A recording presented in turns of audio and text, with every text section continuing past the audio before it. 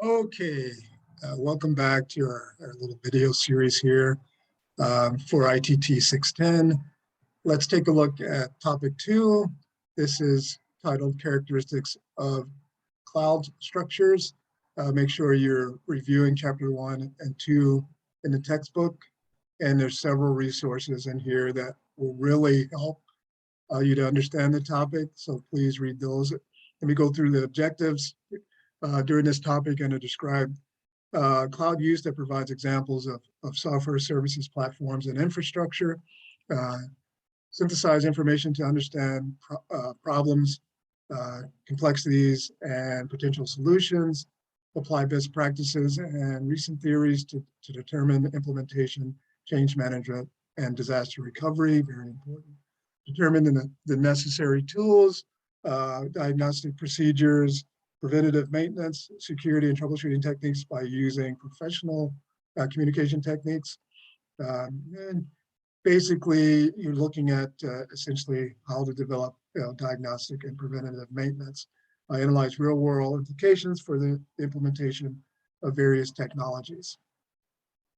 And our assignment, excuse me, for this topic is who uses cloud computing, and you all should know by now just about everyone is moving to cloud computing of some type because it saves a lot as far as resources. So what we'd like for you to do during this assignment is there's a scenario here. You're a member of a company tasked to implement a private cloud solution that will include personal software subscriptions, online media storage, which is very, very common. So you have selected Microsoft Azure as your solution. Develop a standard operating procedure, that's an SOP, and you'll run into this all the time during your cloud management days, for employees using one of the Smartsheet templates located in the topic resources. And just make sure you go to the resources and use one of the templates.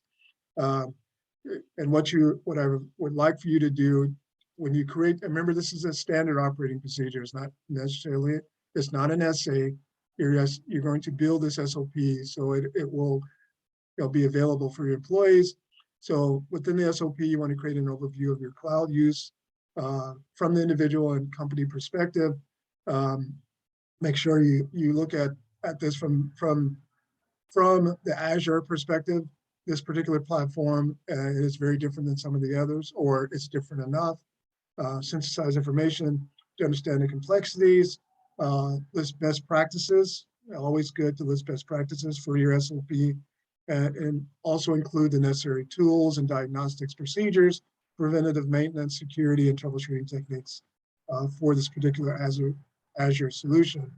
And then finally, we would like for you to analyze real-world implications for the implementation of an Azure solution. So once again, this is an SOP that you're developing. You're writing essentially a document that will highlight the standard operating procedures for this Azure solution within your company.